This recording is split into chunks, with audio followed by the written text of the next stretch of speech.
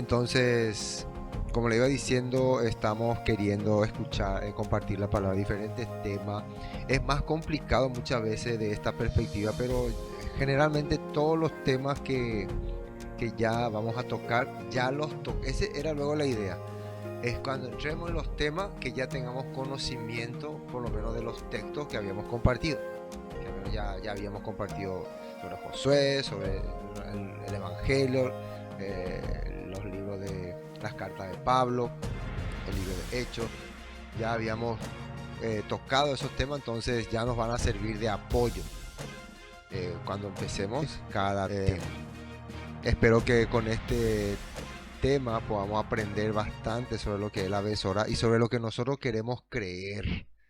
Siempre es importante, a mí me dicen, ¿qué es lo que nosotros creemos? Las pasadas un hermano preguntó cuál es su denominación. Y a medida que vos te vas identificando, a medida que vos te vas presentando, a medida que vos vas exponiendo tu fe, tu vida, se va apareciendo también la denominación. Como la pasada le expliqué, la palabra cristiano no salió de los apóstoles ni de los discípulos. Cristianos fue un término que fue usado por los gentiles, por los griegos, hacia los apóstoles. ¿Qué significa cristianos? Servidores de un ungido. Ellos veían que ellos hablaban del ungido, servían al ungido, daban su tiempo, su día, su hora, su vida por el ungido, entonces le llamaron cristiano. Pero hoy en día muchas personas se autodenominan nomás cristianos o creyente, ¿no? O creyente, pero no vive esa vida, ¿no?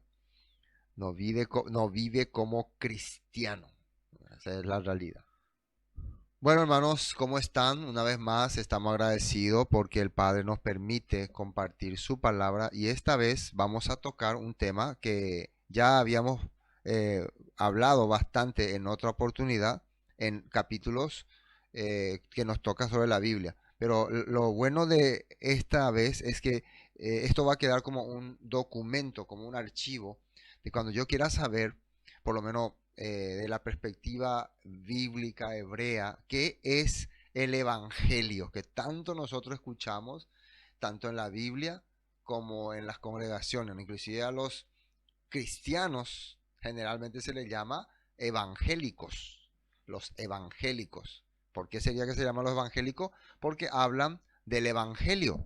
Y si hablan del Evangelio, entonces quiere decir que están usando el Evangelio. Esa es la lógica, ¿no? Pero muchas veces esos evangélicos no entienden qué es el Evangelio ni de qué se trata. O tienen otra definición o otro mensaje. Y ahí es donde el apóstol Pablo saca esta palabra cuando él dice otro evangelio. No hay otro evangelio de la perspectiva hebrea y profética. Hay mucho evangelio de la perspectiva griega, romana, tal vez musulmana, tal vez budista. Hay muchos evangelios. Pero de la perspectiva hebrea y de la promesa existe un evangelio que todos nosotros tenemos que seguir y entender. Y eso es lo que el Padre nos va mostrando, nos va enseñando. Si ustedes tienen ya un concepto de evangelio, la mayoría de los que están conmigo, los que han escuchado ya mi estudio, creo que ya van a entender de qué se trata el evangelio. Para ustedes va a ser tal vez una repetición. Por eso no sientan, esto ya escuché todo. Pero confirmar es muy importante para que también cuando ustedes puedan compartir con otra persona puedan tener esa libertad de sencillamente decir qué es el evangelio, de qué se trata, cómo es que el Todopoderoso nos está guiando a través de su palabra por medio de este tema. Bueno, el texto que hoy vamos a compartir para poder explicar es el libro de Hebreos capítulo 4. Hebreos capítulo 4. Espero que puedan tener en pantalla. Josué les va a pasar. Sí, ahí está. Hebreos capítulo 4. Bueno, en el libro de Hebreos, ¿por qué comparto este capítulo? Porque aquí explica algo para mí fundamental y que muchos no han descubierto. Que misteriosamente aquí no utiliza la palabra evangelio. Aquí utiliza la palabra buena nueva.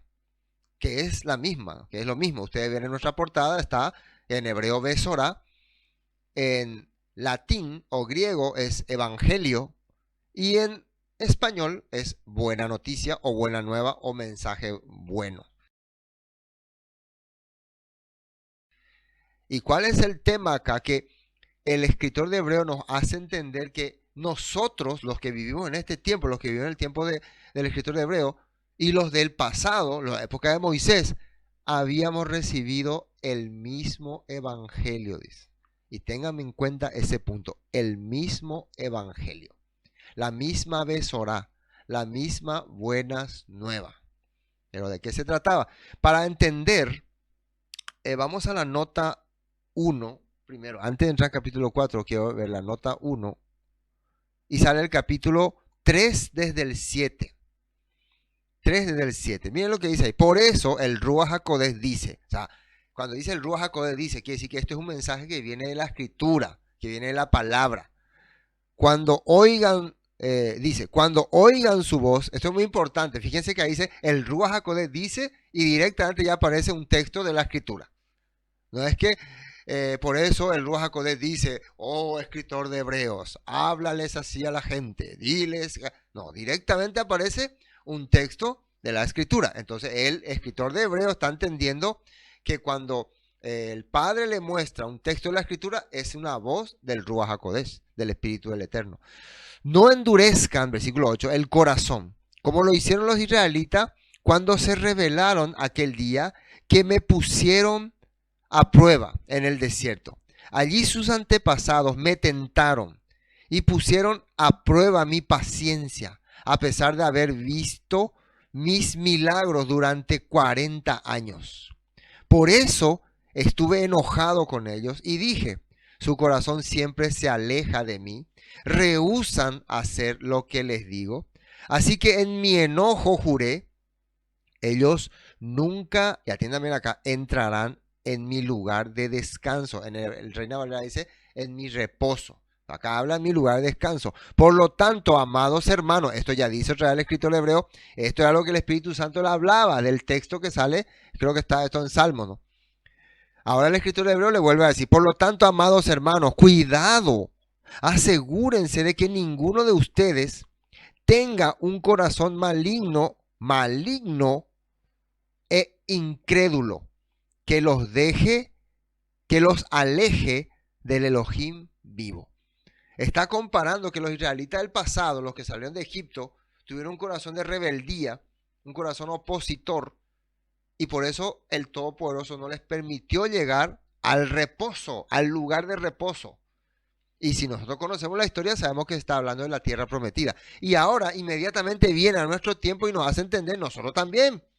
Si somos así de rebeldes, somos así de manipuladores, podemos quedar fuera de ese reposo.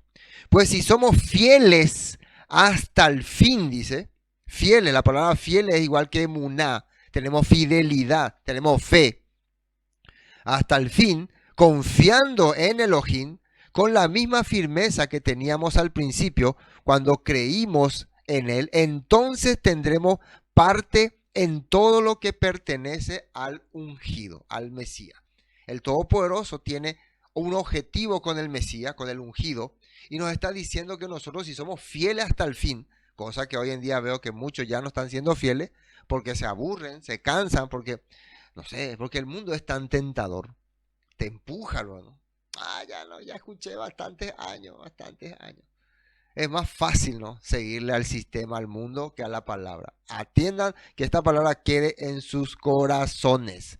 Si somos fieles, versículo 14, hasta el fin, confiando en Elohim, con la misma firmeza que teníamos al principio, cuando creímos en Él, entonces tendremos parte en todo lo que le pertenece al Mesías.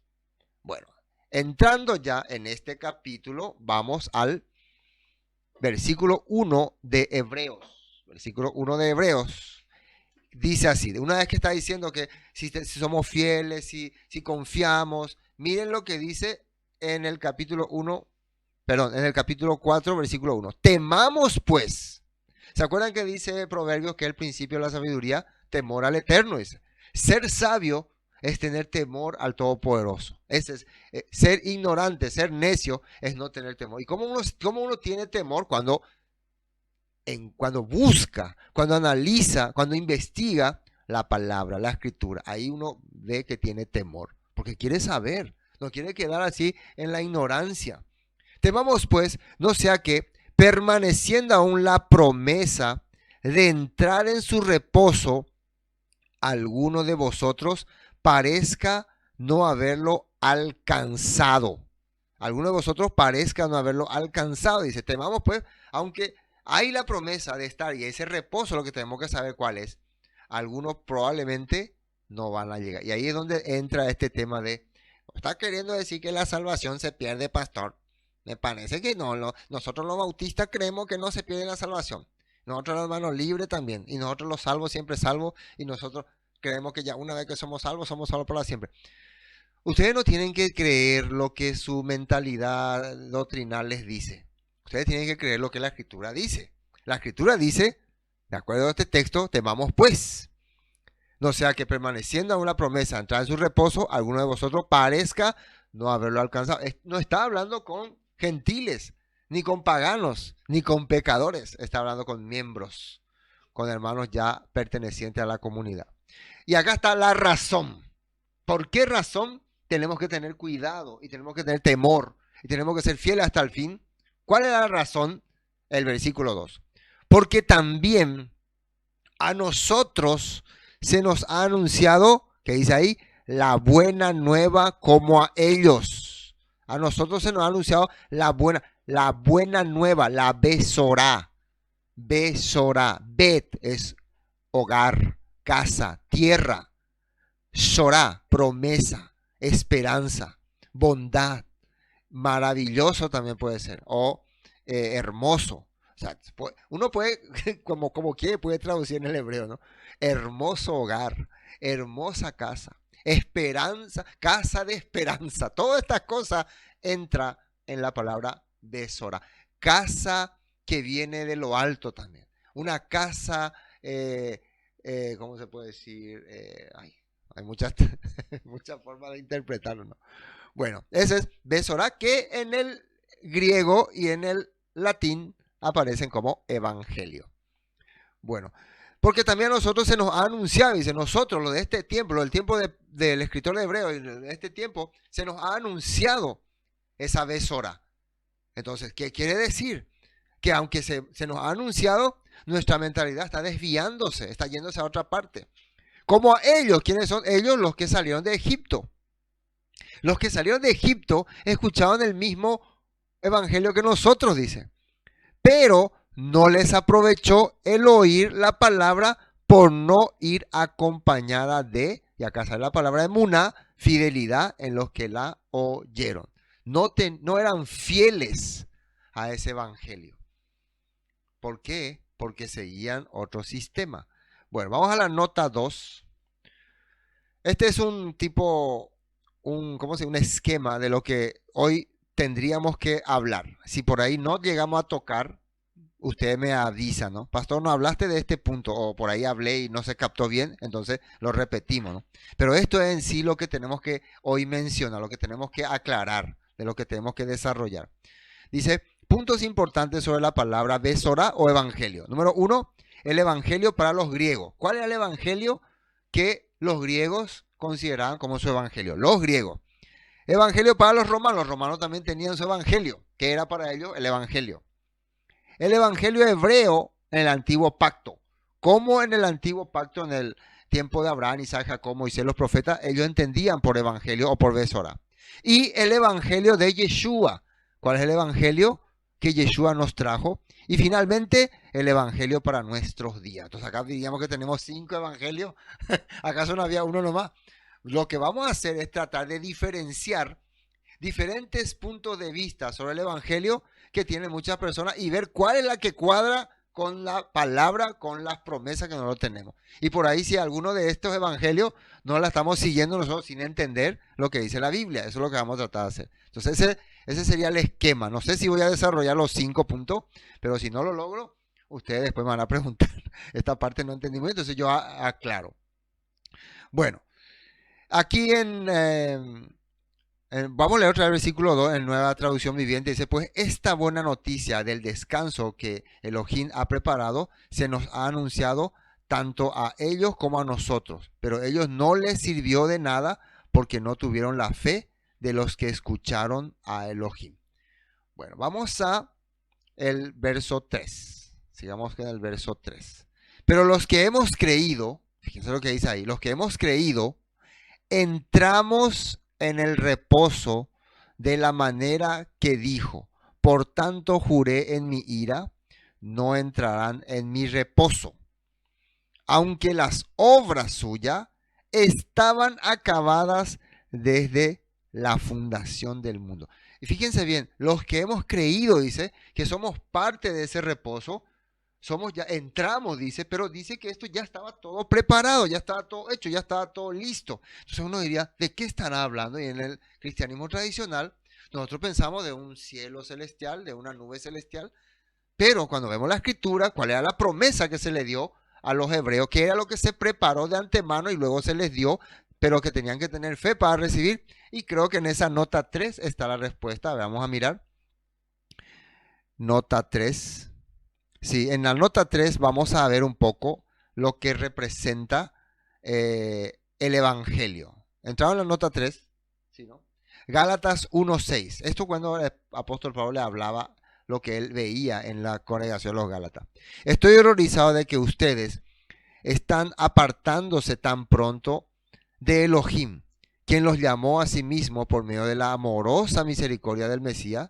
Están siguiendo un evangelio o Besora diferente que aparenta ser la buena noticia. Eso ya veíamos, ya compartimos nosotros que el tema de Pablo era que ellos estaban siguiendo una mentalidad diferente. Y hoy quiero compartirles de qué se trata esa mentalidad diferente que Pablo veía que los Gálatas y que probablemente el sistema de hoy está siguiendo.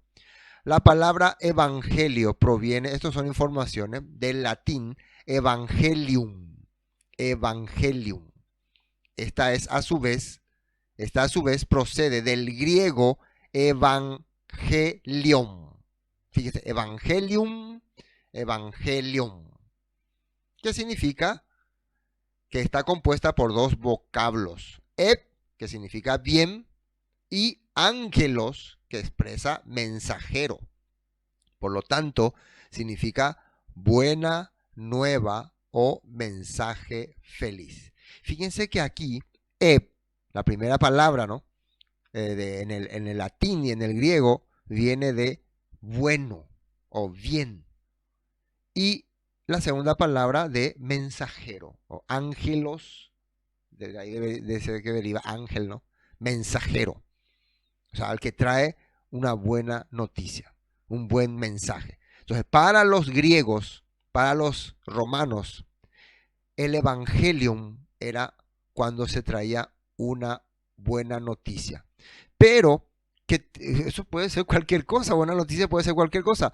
Pero pasando el tiempo, esa palabra adquirió una tonalidad religiosa, espiritual, tanto para los griegos como para los romanos.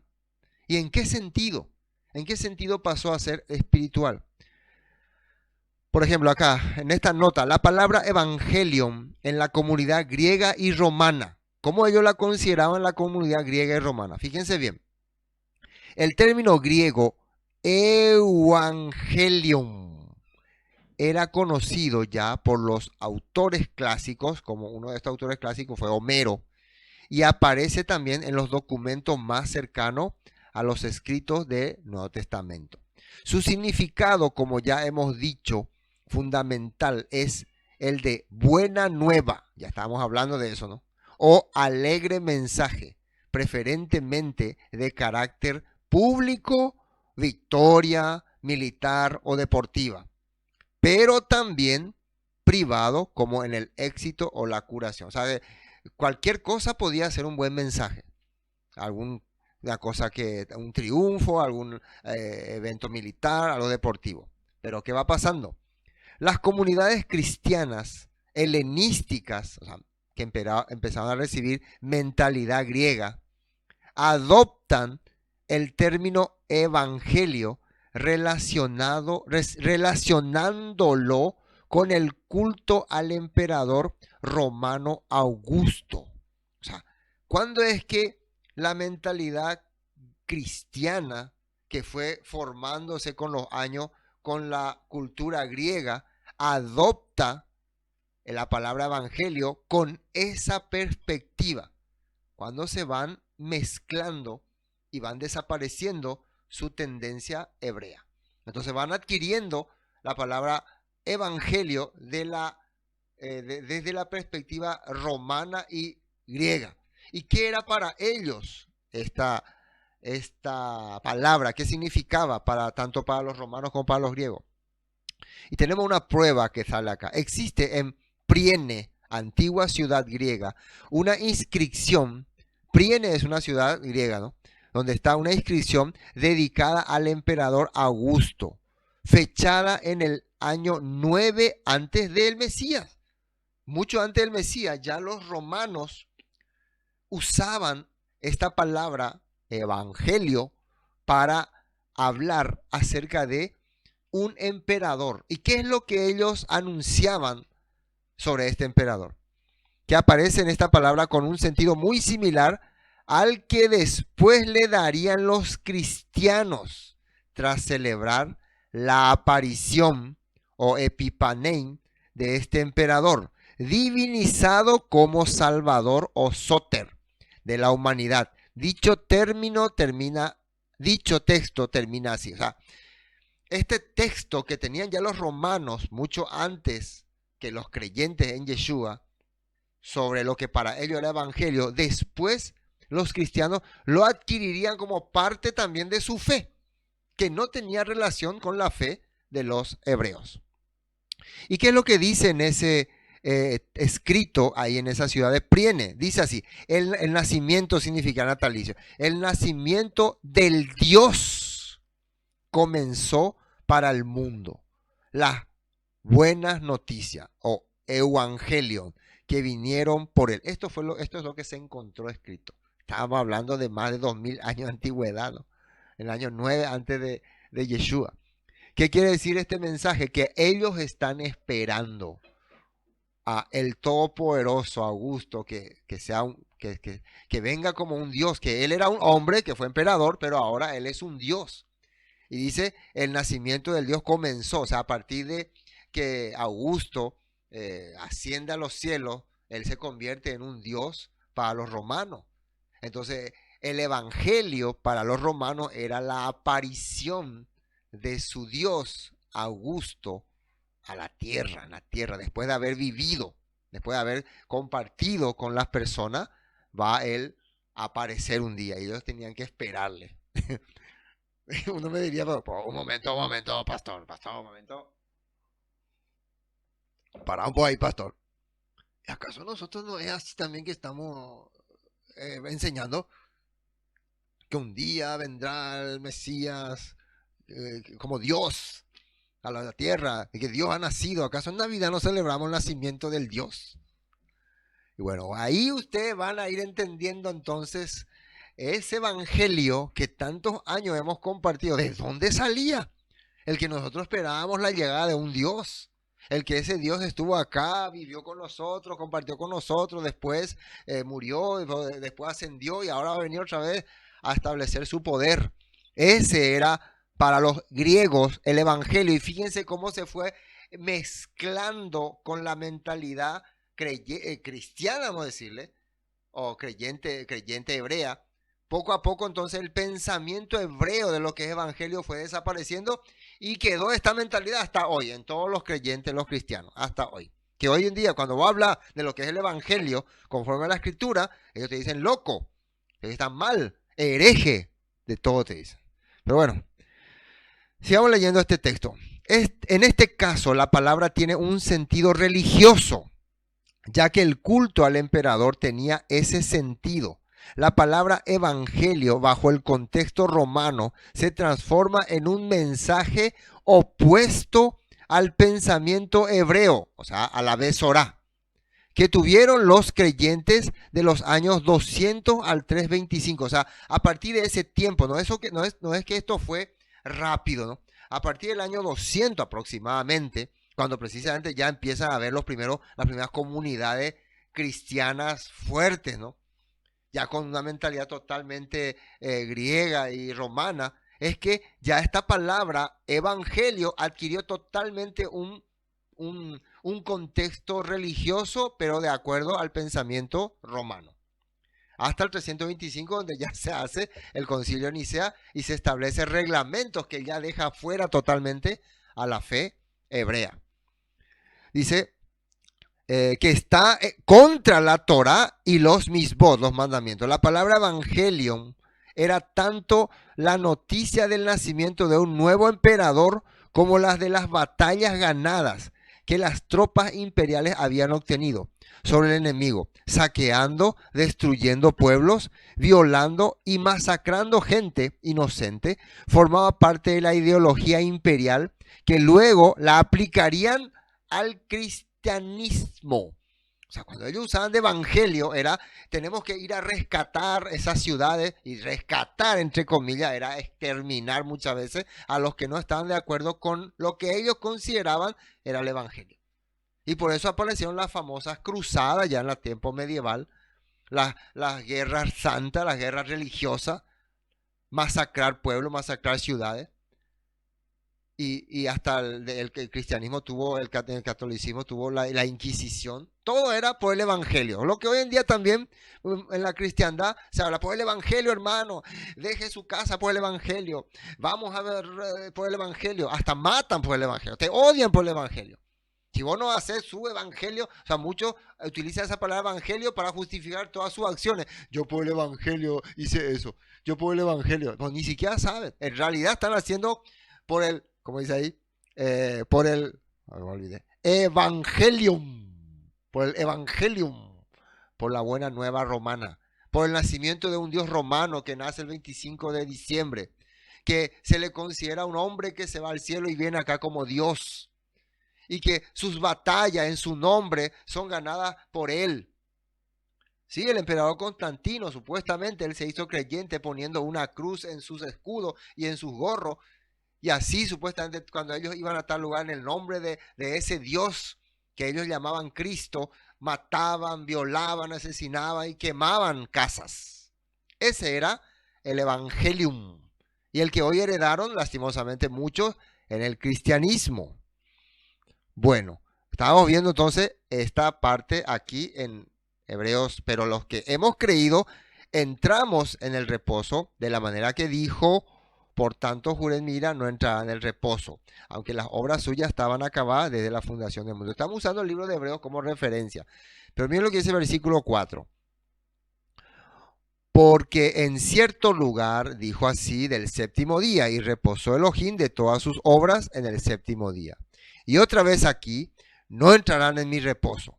Y miren lo que dice el 6. Por lo tanto, puesto que falta que algunos entren en él, y aquellos a quienes primero se les anunció la buena nueva, no entraron por causa de desobediencia. Falta que algunos entren, dice. Falta todavía que algunos entren a ese reposo. Pero ¿qué dice acá? Y aquellos a quienes primero se le anunció la Besorá, se refiere a los israelitas que salieron de Egipto, no entraron por causa de la desobediencia. Ahora lo que yo quiero ver, ¿cuál era esa Besorá que se le anunció a los israelitas en el pasado? ¿Cuál era? Miren que estamos hablando de los que salieron de Egipto. ¿Cuál era la Besorá que Moisés les dio? Que ellos conocían. Y vamos a la nota 6. Vamos a la nota 6. Dice, el origen de... Ahora vamos a hablar de la Beso. Ya hablamos bastante sobre el evangelium, el evangelio y lo romano y lo griego. Ahora vamos a hablar de el origen de la Besorá. Besorá. La palabra Bet es hogar, casa, descanso. Para los hebreos. Arranca con Génesis capítulo 12, versículo 1. El Eterno le había dicho a Abraham, deja tu patria y tus parientes y la familia de tu padre, vete a la tierra que yo te mostraré. Fíjense que ya ahí se cuadra Bet, que es hogar, casa, tierra, lugar. Entonces como una promesa. Le dice a Abraham, salí de este lugar y vete a tal lugar. ¿Y qué dice? Y a la tierra que yo te mostraré y haré de ti una gran nación. Te bendeciré, haré famoso y serás una bendición para otros. Bendeciré a quienes te bendigan y maldeciré a quienes te traten con desprecio. Todas las familias de la tierra serán bendecidas por medio de ti. ¿Saben? Hay un estudio más profundo sobre esta palabra, pero como ahora estamos solamente tocando una base, que habla que la esperanza que el Todopoderoso tenía con Abraham era que el Elohim, el Dios, el Todopoderoso, conocido en esa tierra, sea manifestado, pero de la manera correcta. Porque en aquella tierra ellos sacrificaban niños, sacrificaban hombres, vivían una vida desordenada. Y el Padre quería cambiar esa mentalidad presentándose a ellos, manifestándose con ellos. Y para hacer eso, eligió a un descendiente de Sem. Quien era Sem, era hijo de Noé, a quien se le había dado también una promesa de que la tierra iba a funcionar, la tierra iba a fructificar, y de que a través de él, de Noé, el Todopoderoso, iba a volver a traer esperanza a la tierra. Y ellos sobrevivieron el diluvio. Y el Padre le trajo una paloma que les mostró que la tierra ya estaba restaurándose. Y empezaron a salir del arca. Y sus familias empezaron a poblar la tierra. Y entre esos descendientes apareció uno llamado Sem. Y de la descendencia de Sem vino Abraham. Y a Abraham el Todopoderoso le llamó para ir a mostrarse nuevamente al mundo, pero en esa tierra donde había dado la esperanza. Por eso, la buena nueva aquí era, hay esperanza para la humanidad. Y esa esperanza se va a manifestar a través de este hombre y su linaje, su descendencia. Génesis 13:14 dice, después de que Lot se fue, el Eterno le dijo a Abraham, mira lo más lejos que puedas, en todas las direcciones, al norte, al sur, al oriente, al occidente. Yo te doy toda esta tierra tan lejos como alcances a ver, y a ti y a tu descendencia como posesión permanente. Y te daré tantos descendientes que como el polvo de la tierra será imposible contarlos. Ahora entiende cuando en capítulo 3 creo que el apóstol Pablo dice, si estamos en el Mesías, linaje de Abraham somos y herederos de la promesa es. ¿Cuál promesa? Siempre la persona habla, la promesa.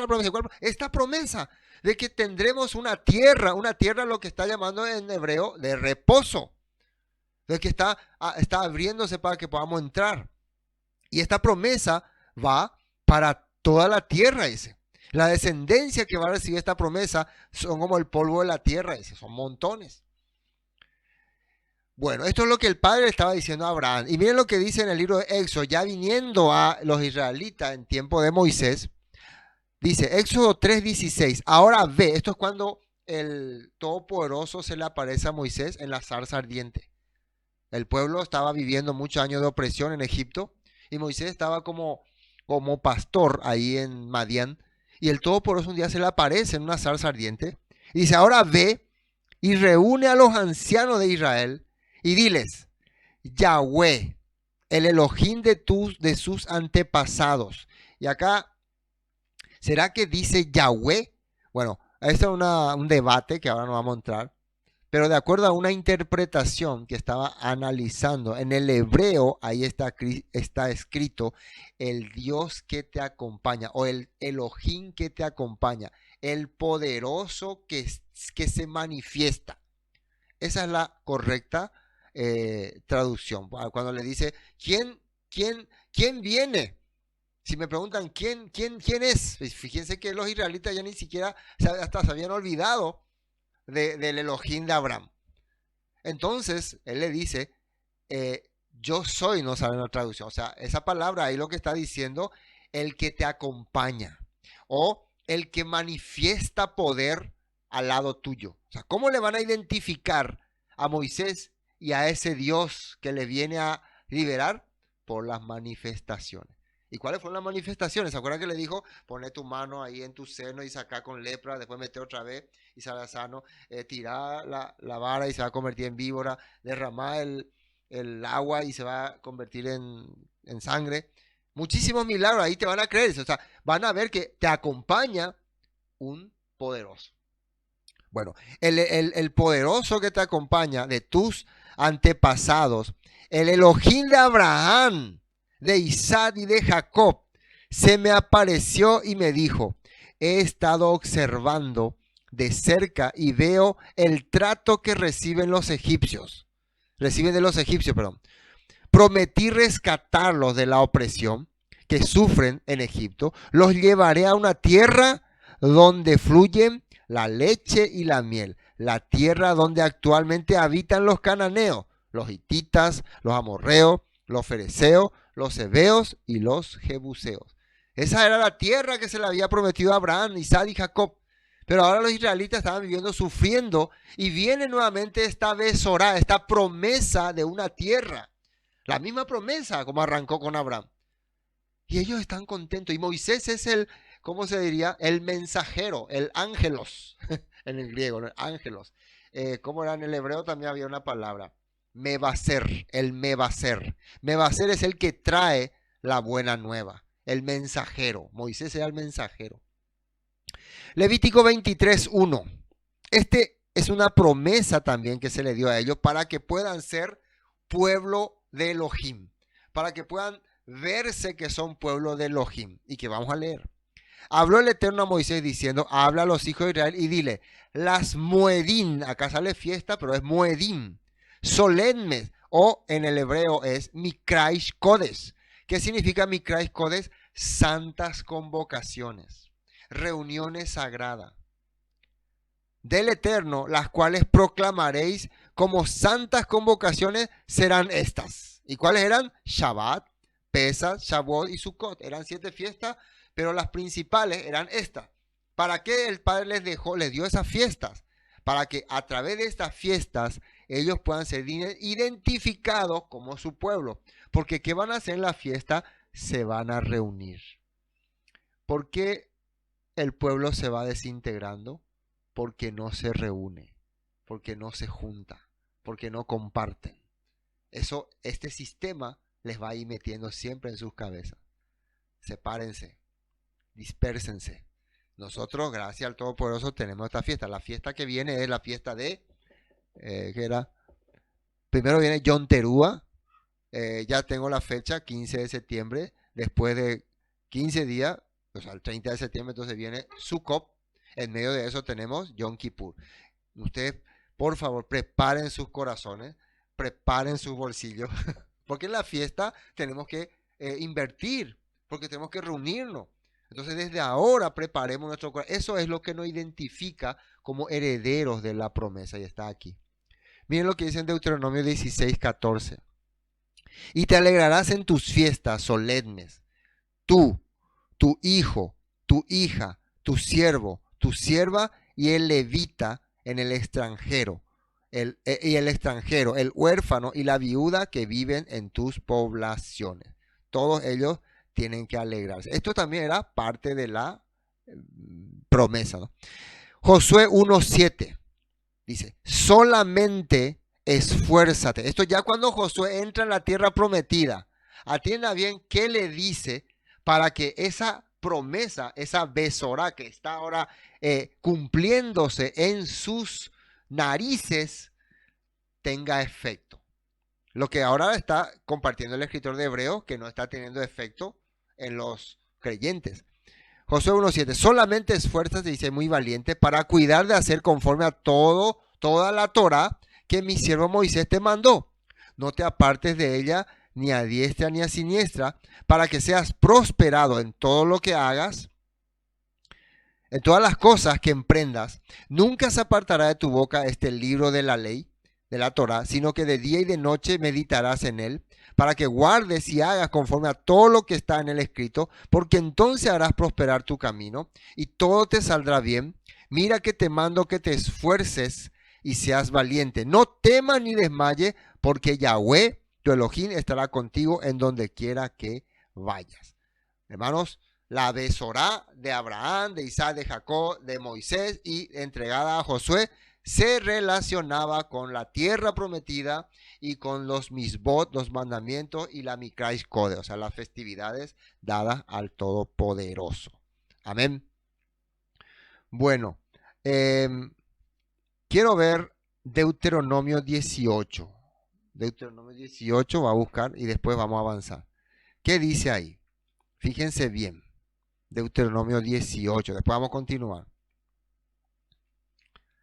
¿Cómo avanzaría estas promesas de acuerdo a lo que Moisés le está diciendo? Recuerden que Moisés él me va a hacer. Encontraron 18:15. Deuteronomio 18:15. Dice así: profeta de en medio, esto es una buena nueva, una besora, un mensaje de esperanza. Profeta de en medio de ti, de tus hermanos, como yo, te levantará el Eterno, tu Elohim. A él oiréis, conforme a todo lo que pediste al Eterno, tu Dios en Horeb, el día de la asamblea. Diciendo, bueno, ahí está hablando todo lo que tenés que hacer. Vos vas a tener alguien que te va a recordar esto como yo, dice. Como yo, como Moisés. ¿Y Moisés de qué le estaba hablando? De las promesas de Abraham, de Isaac, de Jacob. Las promesas dadas a su pueblo. ¿Qué promesa él le dejó a Josué? Guarda la Torá para que emprenda y te vaya bien. Dice que va a levantar un profeta semejante. Y vaya a la nota 15 a ver qué entendieron los apóstoles de quién era este profeta.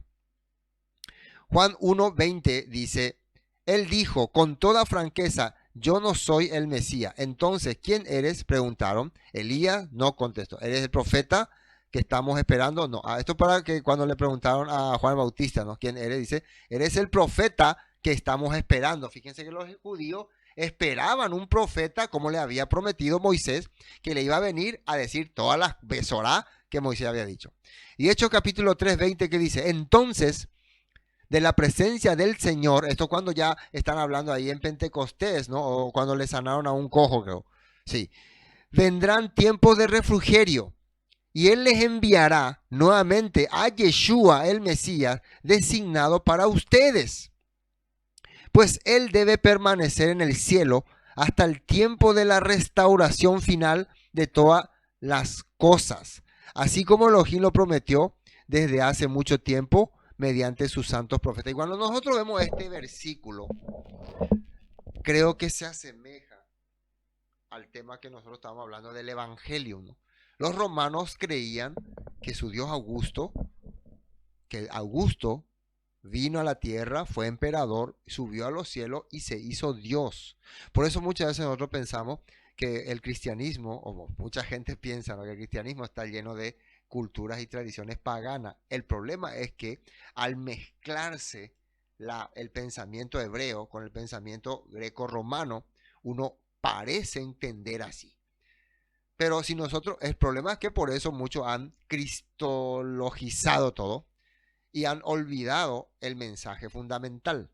El mensaje fundamental era la restauración del reino. ¿Cuál era la promesa que se le había dado a Abraham? Vete de tu tierra y te daré a una tierra el cual le daré a ti y a tu descendencia. De ahí viene la palabra Besorá, tierra, casa, hogar.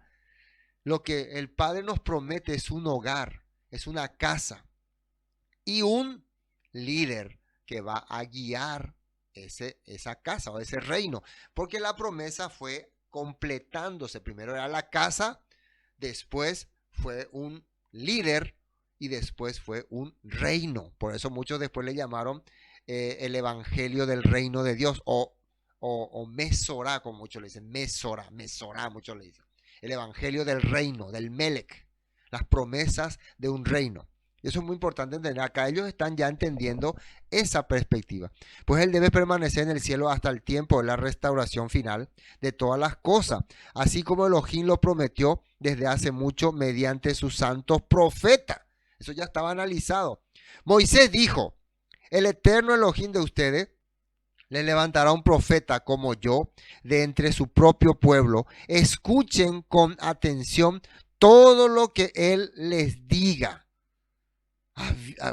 Fíjense lo que dice el apóstol Pedro, está diciendo que Moisés le habló así. Y miren, luego Moisés dijo, cualquiera que no escuche a este profeta será totalmente excluido del pueblo de Elohim, de ese reino. Lo que ahora está diciendo el escritor de Hebreos, que si no perseveramos hasta el fin, quedaremos fuera, probablemente no seamos parte de este reino, de esta promesa, de este hogar. Y seguimos más adelante, Hechos 7:37, esto es lo que escribió Esteban. Moisés mismo le dijo al pueblo de Israel, Elohim le levantará un profeta como yo de entre su propio pueblo, para recordarnos nada más. Bueno, volvamos a Hebreos, porque ahora quiero ver el capítulo 7, ¿no?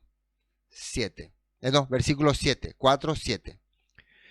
Otra vez determina un día, hoy, diciendo, después de tanto tiempo, por medio de David, como se dijo, si oyeres hoy su voz, no endurezcáis vuestros corazones. Este escritor está diciendo que hoy otra vez el Padre quiere que escuche su voz. ¿Por qué? Porque en la antigüedad el pueblo, en vez de escuchar la voz del Todopoderoso, a pesar de que recibió la herencia de una tierra, se rebelaron, se opusieron a la palabra. ¿Y qué ocurrió con ellos? Fueron expulsados de esa tierra. ¿Se acuerdan que diría que iban a quedar fuera si no le escuchaban al profeta? En ese caso a Moisés, a lo que Moisés les dijo. Vamos a ver la nota 7 para que podamos ver qué pasó después de que ellos recibieron esa tierra, después de que fueron parte de esa promesa. ¿Qué pasó con ellos? Nota 7. Y ya no empiezan hablando los profetas, empezando por Jeremías 6:16. Fíjense lo que dice ahí. Así dijo el Eterno, paraos en los caminos y mirad y preguntad por las sendas antiguas, cuál sea el buen camino, y andad por él, y hallaréis descanso para vuestra alma. Mas dijeron, no andaremos. Estos ya eran tiempos de que estaban siendo amenazados por los babilonios. Los reyes se habían corrompido en la tierra, muchos reyes habían cometido muchos pecados en la tierra de Israel. El norte de Israel había sido llevado cautivo por los asirios. Ya Israel estaba en las puertas de ser conquistada por Babilonia. Entonces el Padre envía profetas que le hablan. Por favor, ustedes pueden perder todo lo que tiene esta tierra, esta promesa que se le había dado una tierra, pueden perderla. Ellos no quisieron escuchar. No andaremos, dice. Pues también, versículo 17, sobre vosotros, pues también puse también sobre vosotros atalaya, o sea, mensajero, que dijesen, escuchad el sonido de la trompeta. Y dijeron ellos, no escucharemos. Por tanto, oíd naciones y entended, oh congregación, lo que sucederá. Oye tierra, he aquí yo traigo mal sobre este pueblo, el fruto de sus pensamientos, porque no escucharon mis palabras y aborrecieron mi Torah. Esto es lo que están ocurriendo en el pasado para que ellos, ese cumplimiento de la promesa que llegó a su vida, se vaya rompiendo. Continúa el profeta Jeremías diciendo en 7:21, esto dice el Eterno de los ejércitos celestiales, Elohim de Israel, tomen sus ofrendas quemadas y los demás sacrificios y cómanselo ustedes mismos. O sea, ellos empezaban a justificar su pecado haciendo sacrificios, haciendo holocaustos, y después iban y vivían otra vez como se les da la gana. Como hoy en día el mundo cristiano tradicional justifica su incredulidad, su falta de fe, haciendo, no sé, sacrificios cristianos o cosas cristianas, cosas comunes como echando demonios o hablando en lengua o palpadeando por ahí o haciendo un montón de cosas, pero al final olvidándose de las promesas del Padre. Cuando saqué a su antepasado de Egipto, no eran ofrendas quemadas sin sacrificio lo que deseaba de ellos. Esto dije, dice, obedézcanme y yo seré su Elohim. Y ustedes serán mi pueblo. Hagan todo lo que les diga y le irá bien. Eso es lo que él le había mandado, dice. Y versículo 19, no, versículo, no me quedé, se me fue. 22, perdón. Cuando saqué, 23, esto les dije, obedézcanme y yo seré su Elohim. Ustedes serán mi pueblo, hagan todo lo que les diga y les irá bien. Pero mi pueblo no quiso escucharme. Continuaron haciendo lo que querían, siguiendo los tercos deseos de su malvado corazón. Retrocedieron en vez de ir hacia adelante. Desde ese día en que sus antepasados salieron de Egipto hasta ahora, no he dejado de enviarles a mis siervos, los profetas, día tras día, pero mi pueblo no me ha escuchado, ni siquiera ha tratado de oírme. Han sido tercos y pecadores aún peores que su antepasado. ¿Qué ocurrió por causa de eso? Ellos fueron llevados cautivos a otra tierra sin esperanza. Allí se puede decir, se perdió la promesa. Entonces, el Todopoderoso, ahí en el exilio, nuevamente empezó a levantar profetas. Nosotros hemos compartido todito el trito Isaías, el proto Isaías, el deutero Isaías, que eran profetas que traían nuevamente esperanza para ese pueblo rebelde. El Todopoderoso levantará un ungido que les va a rescatar a aquellos que se vuelvan a él, porque eso era lo que decía la Torá en Deuteronomio 30. Miren lo que decían ya los profetas, ya en el exilio, en Ezequiel 36, 22. Dice, por lo tanto, da este mensaje a los israelitas, de parte del Eterno Soberano. Los llevaré de regreso a su tierra, pero no porque lo merezcan, sino para proteger mi santo nombre, que deshonraron mientras estaban esparcidos entre las naciones. Esto es una besorá. Nuevamente los voy a volver a traer a esa tierra, pero no porque son buenos, sino porque deshonraron mi nombre y quiero restaurar mi nombre. Quiero que vean la gente que yo cumplo las promesas. ¿Y cómo va a ser para restaurar su nombre? ¿Cómo el Todopoderoso a través de nosotros, a través de su pueblo perdido, puede restaurar su nombre? Miren lo que dice el 23. Mostraré cuán santo es mi gran nombre, el nombre que deshonraron entre las naciones, cuando revele mi santidad por medio de ustedes ante los ojos de las naciones, dice el Eterno Soberano. Entonces ellas sabrán que yo soy el Eterno, pues les recogeré de entre todas las naciones y los haré regresar a su tierra. Entonces los rociaré, atiendan ahí, con agua pura rociaré, y quedarán limpios. Lavaré su inmundicia y dejarán de rendir culto a ídolos. Quiere decir que nuevamente va a cambiar la mentalidad del pueblo para que vuelvan a creer las promesas que se le había dado a través de Moisés y a través de los profetas. Les daré un corazón nuevo y pondré un espíritu nuevo dentro de ustedes. Les quitaré el terco corazón de piedra y les daré un corazón tierno y receptivo. Pondré mi espíritu en ustedes para que sigan mis decretos y se aseguren de obedecer mis ordenanzas. ¿Y dónde vivirán? Vivirán en Israel, la tierra que hace mucho tiempo di a sus antepasados. Ustedes serán mi pueblo y yo seré su Elohim. Nuevamente la promesa, la besorá para su pueblo, a pesar de haber sido descarriado, está en regresar a la tierra prometida. Esa es la besorá, casa. Ezequiel 37, 24. Mi siervo David será su rey y tendrán un solo pastor, obedecerán mi ordenanza y se asegurarán de cumplir mis decretos. Por eso decíamos que el evangelium, que hoy en día se predica, se va en contra de obedecer las ordenanzas, en contra de obedecer las reglamentaciones dadas por el Eterno. Por eso ese evangelio no es la besorá, es una besorá o un evangelio diferente, como decía el apóstol Pablo. Vivirán en la tierra que di a mi siervo Jacob, la tierra donde vivieron su antepasado. Tanto ellos como su hijo y sus nietos vivirán allí para siempre, de generación en generación, y mi siervo David será su príncipe por siempre. Esto es, hermano, la promesa que se le está dando. Vamos a esta nota más abajo. Dice, seguimos abajo, evangelio de acuerdo al pensamiento hebreo.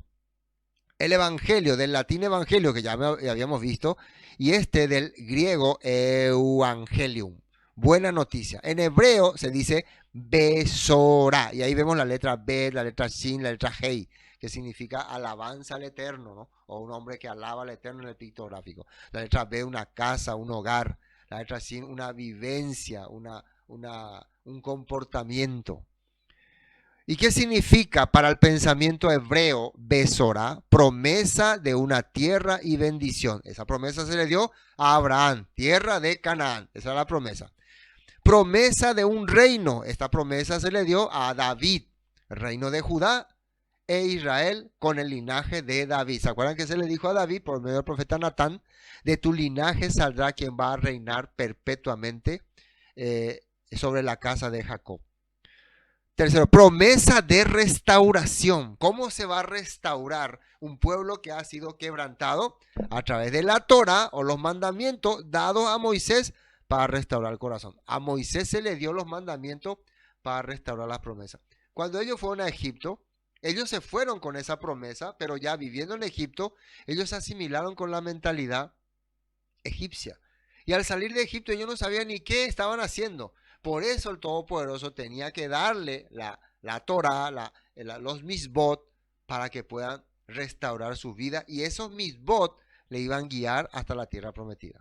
Por eso promesa de restauración. Y algo muy interesante, promesa de un mensajero. Alguien que va a traer el mensaje. Moisés era el primer mensajero. Vinieron muchos mensajeros más. Pero Moisés anunció que iba a venir uno principal y que todos teníamos que oírle. Y que el apóstol Pedro dice que era Yeshua. Se llama mensajero de paz y esperanza. Cuarto, promesa de vida eterna. Lógico, si vos sos Abraham, Isaac y Jacob y te dijeron que vas a vivir en esta tierra, que tu descendencia vive en esta tierra y vos tenés ese deseo, entonces tiene que haber algo que permita que vos puedas ser parte de esa promesa y es la vida eterna, o sea, la resurrección. Si no hay resurrección, ninguna de estas promesas sirve. Porque la resurrección tiene el propósito de que nosotros recibamos las promesas, la heredad, como dice en la Biblia. Promesa de vida eterna a través del Mesías, Salvador, Yeshua HaMashiach, por medio de la obra de Yeshua y la resurrección. Este es la Besorá desde el contexto bíblico y hebreo. Amén. Bueno, finalmente sigamos con Hebreos capítulo 4. Versículo 8 dice, porque si Josué les hubiera dado el reposo, no habría después otro día. Por tanto, queda un reposo para el pueblo de Elohim, porque el que ha entrado en su reposo, ha reposado también de sus obras, como Elohim de la suya. ¿Y qué dice acá? Procuremos pues entrar en aquel reposo, dice, para que ninguno caiga en semejante ejemplo de desobediencia. Eso está diciendo, ya sabemos cuál es ese reposo en la tierra prometida. ¿Cómo podemos entrar? Ahora no podemos ir. No es que te va a Israel y viaja, porque en Israel hay una tierra que no está restaurada. Esa tierra tiene que restaurarse por el Mesías, pero antes de restaurar la tierra, ¿qué el Mesías quiere restaurar? En mi corazón. Por eso dice que cómo iba a venir, cómo iba a restaurar su nombre primero, enviándome agua limpia, purificando mi corazón, quitando mi inmundicia, dándome nuevamente su rúa, quitando el corazón de piedra, y luego iba a establecer la morada, como dijo Yeshua. Ahora, versículo 12. Porque la palabra de Elohim es viva y eficaz, y más cortante que toda espada de dos filos, y penetra hasta partir el alma, el espíritu, las coyunturas y los tuétanos, y discierne los pensamientos y las intenciones del corazón. Dice que hay algo que va a hacer que nosotros podamos ser parte de esas promesas, y es la palabra de Elohim. Vamos a la nota 12. Vamos a la nota 12. Y miren lo que dice la palabra de Elohim. Cómo arrancó el profeta llevando su mensaje para restaurar nuestro corazón.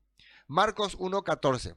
Después que Juan fue encarcelado, Yeshua vino a Galilea, que dice ahí, predicando.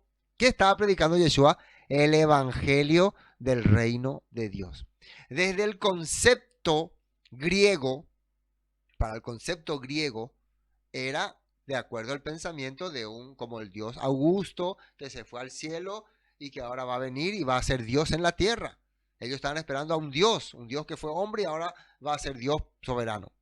Tal vez como ese concepto ellos tenían cuando cuando fueron, después de muchos años, no los primeros creyentes, después de muchos años, cuando ellos veían Yeshua vino a Galilea predicando el mismo evangelio que Augusto. Entonces Yeshua es que vino a ser hombre y ahora va a irse arriba y va a venir como Dios. Y ellos esperaban un Dios, un nacimiento de un Dios. Pero no, Yeshua vino a predicar la Besorá. Por eso él hablaba de las promesas de Abraham, que dice en una parte que en el reino va a estar Abraham, Isaac y Jacob sentados en la mesa, porque ellos son los que habían recibido esta promesa. Así está hablando. También muchas veces le dice, por ejemplo, ¿cómo le dijo? A la mujer que sanó en Shabbat, le dijo, ella es una hija de Abraham. A Zaqueo también, él es un descendiente de Abraham. Siempre hablaba de Abraham, de nuestro maestro Yeshua. Porque a Abraham fue hecho la promesa. ¿Y qué promesa? De una tierra. Una tierra. Diciendo, el tiempo se ha cumplido, el reino de Elohim, las promesas se ha acercado. Arrepentíos y creed en el evangelio Besorá. ¿Por qué dice creed? Si uno no cree la promesa que le dio el Todopoderoso a su pueblo, va a vivir sin esperanza. Queridos oyentes, yo vengo a traer el mensaje de restauración, decía Yeshua. Crean en la Besorá, en la Besorá. Lucas 4:18, promesa escrita en Isaías 61. Esto también es interesante. Isaías 61 fue escrito por el trito Isaías. El Isaías que quería hacerle entender al pueblo que había una esperanza y que dentro de poco la tierra iba a ser restaurada y que el Todopoderoso había preparado un ungido para que traiga esa noticia de restauración. ¿Y qué dice? Versículo 1, el Espíritu del Eterno está sobre mí, Yeshua, por cuanto me ha ungido para dar buenas nuevas, o Besorá, evangelio, a los pobres. Me ha enviado a sanar a los quebrantados de corazón, a pregonar libertad a los cautivos, a salvación, y a dar vista a los ciegos, a poner en libertad a los oprimidos. Esto aparece en Isaías 61 y también está acá en Lucas 4:18. Mateo 11:5, los ciegos ven, los cojos andan. Esto era que se le dijo que diga a Juan Bautista. Los leprosos son limpiados, los sordos oyen, los muertos son resucitados, y a los pobres es anunciado, ¿qué cosa? El evangelio. ¿Qué era el evangelio? La Besorá, la promesa de un hogar. Un pobre que no tiene nada, que no tiene dónde caerse muerto, ¿qué sería la mejor noticia para él? Te tengo una noticia, tienes hogar, tienes casa, tienes dónde vivir, tienes dónde vas a morar. No eres un prófugo, no eres un desventurado, no eres un vagabundo, tienes un hogar. Nosotros como creyentes en Yeshua, creyentes en esta promesa, no vamos a quedar desparcidos por ahí. Vamos a tener un hogar. Esa es la Besorá que creemos. Mateo 24, miren lo que dice ya nuestro maestro Yeshua. Para los últimos tiempos. Este es el evangelio para el que está entendiendo las profecías y los últimos tiempos. Aparecerán, que dice, muchos falsos profetas y engañarán a mucha gente. Y uno diría, y no será vos el falso profeta, por ahí soy yo, ¿no? Siempre yo digo, cuando digo, aparecerán muchos profetas, ahí donde va el falso profeta, falso profeta, ¿no? Puede ser. Por eso es que yo, para no ser el falso profeta, quiero buscar por lo menos todos los textos posibles. Seguro que algunos se cansan, ¿no? Hay tanto texto, pero es para que yo no pueda caer en esa red de falsa profecía y ustedes puedan comprobar por los textos de las cosas que les estoy hablando. Porque Yeshua dijo que aparecerían muchos falsos profetas y que engañarían a mucha gente. ¿Con qué? Con un falso evangelio, con un evangelio de prosperidad, evangelio de demoníaco, evangelio de voy a convertir esto en oro, evangelio de cualquier cosa, pero no un evangelio de una tierra restaurada, de una Torá restaurada, de una promesa restaurada. Abundará el pecado, dice, fíjense. ¿Cómo abunda el pecado? ¿Qué era pecado? Infracción de la ley. ¿Qué enseña hoy el evangelio, el nuevo evangelio, el evangelio diferente? Que la Torá ya fue abolida, que la Torá ya no necesita, que vos necesitas escuchar la voz de tu guiador, la voz de tu conciencia, y con eso ya está bien. Abundará el pecado por todas partes, y el amor de muchos se enfriará. La ahabá, el servicio a los demás, va a desaparecer. El evangelio que hoy en día muchos profesan que hace que haya odio entre creyentes. sectas rebelándose con otras sectas, los estos, los aquellos, los estos, los aquellos. Nosotros somos la verdad, ustedes son los falsos, ellos son herejes. Todo el mundo acusándose, todo el mundo buscando su propia gloria. Por eso abundará el pecado por todas partes y el amor de muchos se enfriará. Miren lo que dice 13. Este del amor de muchos se enfriará importante. Eso también, esto está hablando para los que creían. Está hablando ya para nosotros. Hay muchos hermanos que tienen su carácter. Miren que yo soy pastor y tengo que muchas veces agarrar el carácter de muchas personas. Cuando vos hablas de carácter, cuando vos agarrás ese carácter, esa palabra de poder resistir o pasar esa situación es lo que se traduce como ahava. ¿Qué quiere decir? Amor, paciencia, misericordia. Eso se terminará, dice. Como decía, ahora hay la generación de cristal, están los creyentes de cristal, que no pueden escuchar nada en su contra, porque ya se rompen. Y se enojan y se van. ¿Por qué se van? ¿Saben por qué se van? Porque no son parte de un cuerpo. Porque si vos sos parte de un cuerpo, vos permanecés en este cuerpo. Vos estás en este cuerpo. Vos luchás en ese cuerpo. Pero si vos decís, no, no me gusta esta gente, me caen gordos todos, me voy. Quiere decir que vos sos de este sistema. Eso es para que puedan entender por qué se está enfriando el servicio a los demás de muchos en sus corazones. Y no quieren escuchar, ¿no? Que se les diga eso. No quieren escuchar, seré yo maestro, seré yo maestro. Yo no estoy diciendo a nadie, ¿no? En general esto va. Pero la mayoría sabe, ¿no? Cuando yo no quiero saber más nada de nadie. No quiero que me molesten, no quiero que me interrumpan, no quiero ser parte de nada. Solamente quiero estar solito y hacer mi vida solo. Ese pensamiento tenía Caín y ese pensamiento es lo que va a aparecer en los últimos tiempos. Dice acá. Entonces se predicará la Besorá acerca del reino por todo el mundo, de manera que todas las naciones la oirán y entonces vendrá el fin. Por eso, hermanos, seguimos nosotros, a pesar de que muchos nos critican, nos bajan la caña, nos dicen de todo. Nosotros lo único que hacemos es seguir predicando las buenas noticias, el mensaje de restauración, para que nuestras vidas sean restauradas. Por eso tenemos paciencia por la gente, abrimos nuestro corazón hasta donde podemos. No podemos agradarle a todos, yo no puedo agradarle a todos. Yo trato de no hacerle nada a nadie, de no cargarle nada a nadie, pero igual el corazón se pone en contra. Por eso siempre les digo, si yo le debo a alguien, entonces reclámeme. Si alguien me pide que le visite, yo le voy a visitar. Si alguien no quiere que le visite, yo no le voy a visitar. Y yo sé cuando alguien no quiere que le visite, se corta, se aparta. Yo a nadie no quiero visitar. Yo soy de los que quiero compartir con la persona. Quiero estar en los lugares donde me llaman. Pero si no me llaman, ¿qué voy a hacer? Por eso quiero que comprendan ese punto. Tenemos, gracias al Todopoderoso que nos permite tener la reunión en Luque, ahora en Laura del T. Estamos en la casa de Laura reuniéndome. Gracias por los hermanos que se reúnen ahí, que vienen. Ella me pidió, entonces yo voy a estar. Estamos en la casa, nos vamos en la casa de hermano Víctor los jueves, en la casa de hermana. Miren las casas, les voy a contar las casas donde estuvimos. Estuvimos en la casa de hermana Ruth, en la casa de hermana Noelia, en la casa de hermana Margarita, en la casa de hermano Domingo, de hermana Lucía. Estuvimos en la casa de hermano Isidoro, en la casa de hermana Laura. Todas estas casas hemos visitado en todo este tiempo. En la casa, ¿quién casa de Sergio, de Dayalice, de Mailén, de hermano Víctor, de hermana Raquel, en Itagua, de todos ellos.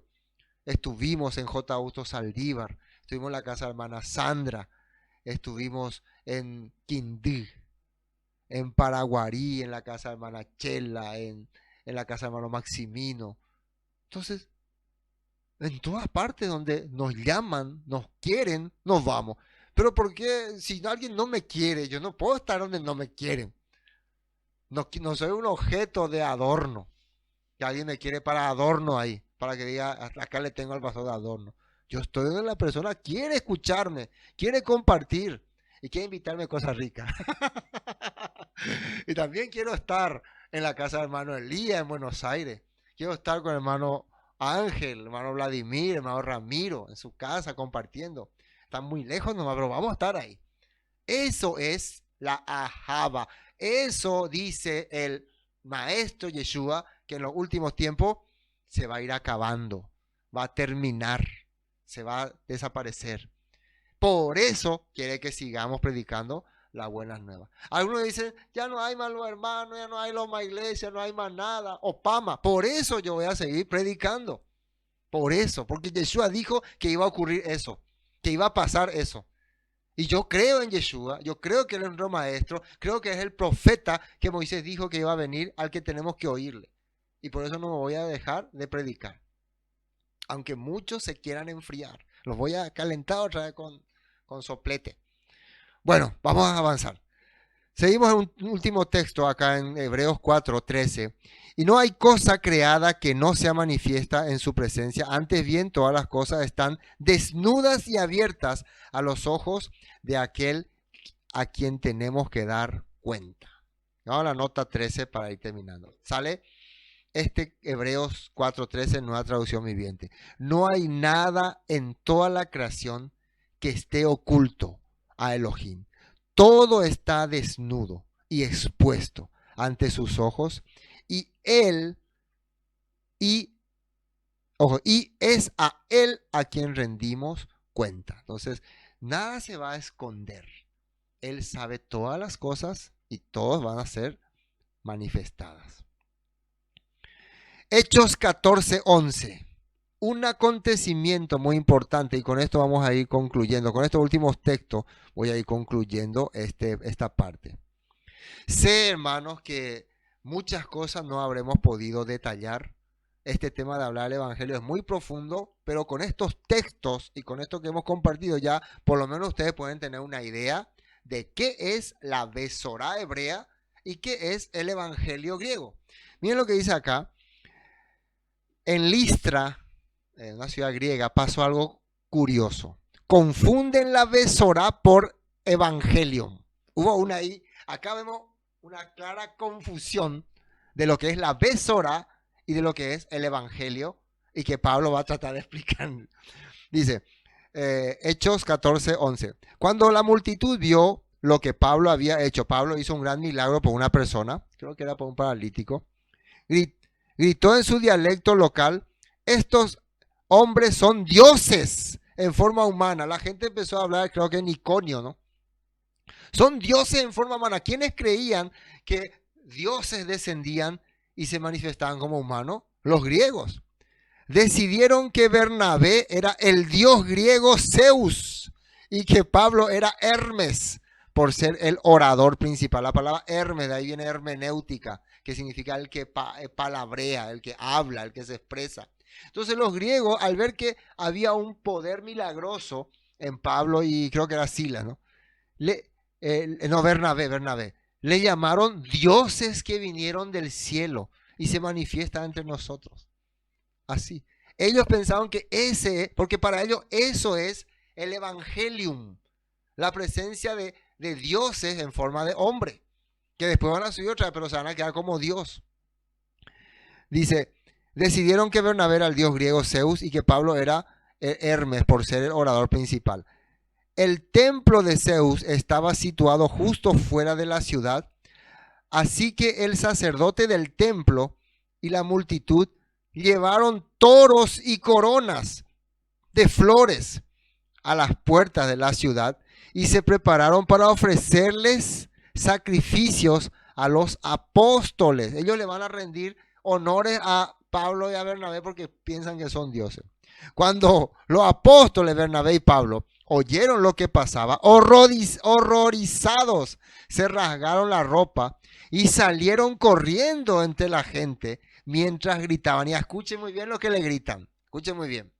Amigos, ¿por qué hacen esto? Nosotros somos simples seres humanos, tal como ustedes. Hemos venido a traerles la Besorá, no el Evangelium, la Besorá. de que deben apartarse de estas cosas inútiles y volverse al Elohim viviente. Cuando ellos usaban esa palabra Elohim o Dios, se estaban refiriendo al poderoso. Dicen que ellos usaban la terminología la divinidad. No decían esta palabra Dios. Pero eso no es problema, decir Dios no es problema. Pero ellos usaban, hemos venido a hablarles de una divinidad viviente, o sea, manifestante, que se manifiesta, no que está aquí en cuatro paredes o en imágenes. Quien hizo el cielo y la tierra, el mar y todo lo que hay en ellos.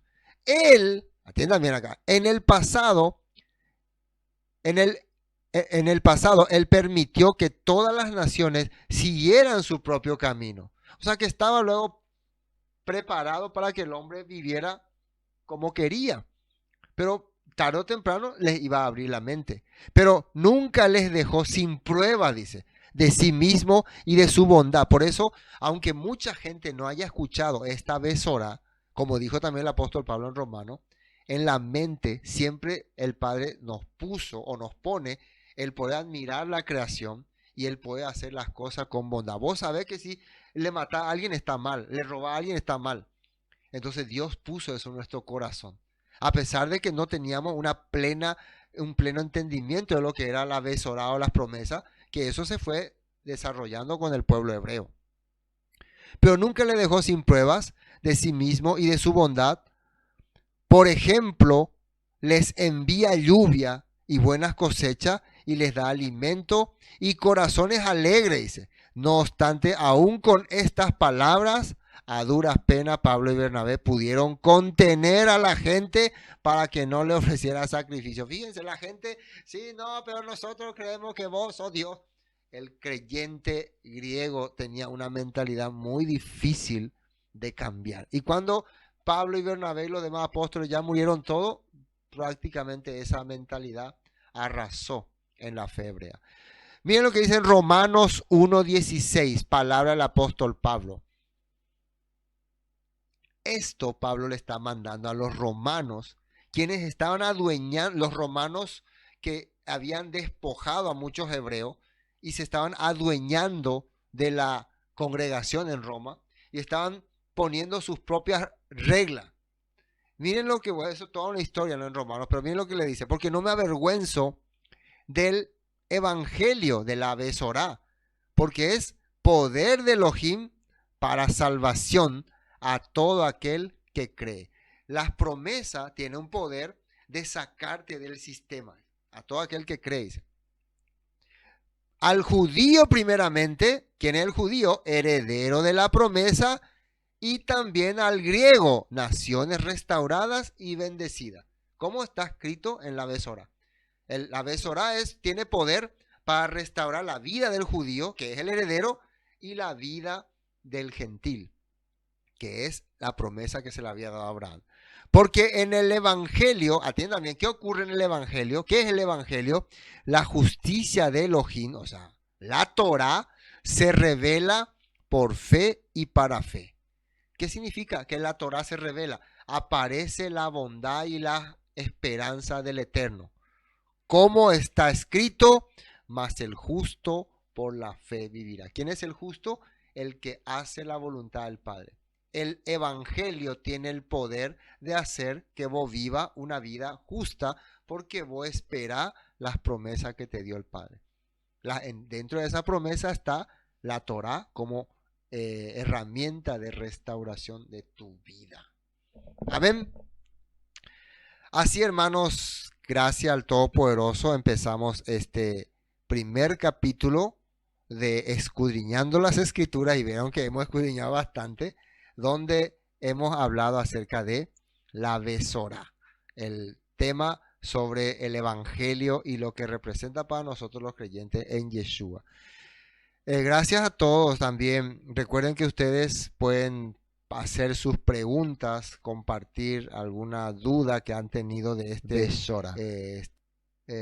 Hoy en día muchas personas ya conocen esta palabra Besorá, ¿no? Ya no es más común, igual que la palabra Shalom, la palabra Teshuvah, la palabra, ¿qué otra palabra? Elohim.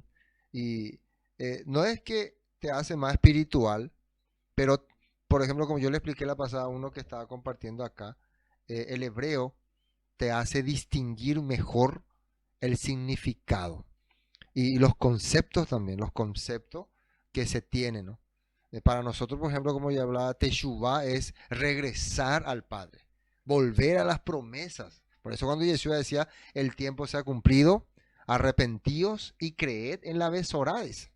O sea, ese arrepentido ahí le está diciendo la palabra, en realidad, si estaría en el griego, diría, ¿cómo era que me dijo? Metanoia, ¿no? Metanoia griego. Pero en realidad, aunque salga metanoia, el, el concepto hebreo de arrepentimiento es regresen. Entonces el pueblo se había alejado de las promesas que se le había dado a través de Abraham, Isaac, Jacob, la Torá, y estaba ya viviendo una vida asimilada a pensamientos doctrinales dados por la cultura griega, romana y hasta farisea. Eso estaba ocurriendo. Entonces, por eso cuando usamos algunas veces algunos términos hebreos, son para que nos ayude a entender mucho mejor. Nosotros realmente estamos muy agradecidos de que esta palabra se esté difundiendo, ¿no? Y ese es nuestro objetivo. Y queremos aprender. No es que somos simplemente voceros de sabiduría. Todos queremos aprender. Y a medida que más nos conectamos, para mí, por ejemplo, una motivación ver que todos tienen ese deseo de aprender. Allá desde su casa, con esta comodidad que el Padre nos permite, vamos a aprender. No vamos a cortar esta manera. Por eso es muy importante. Bueno, shalom.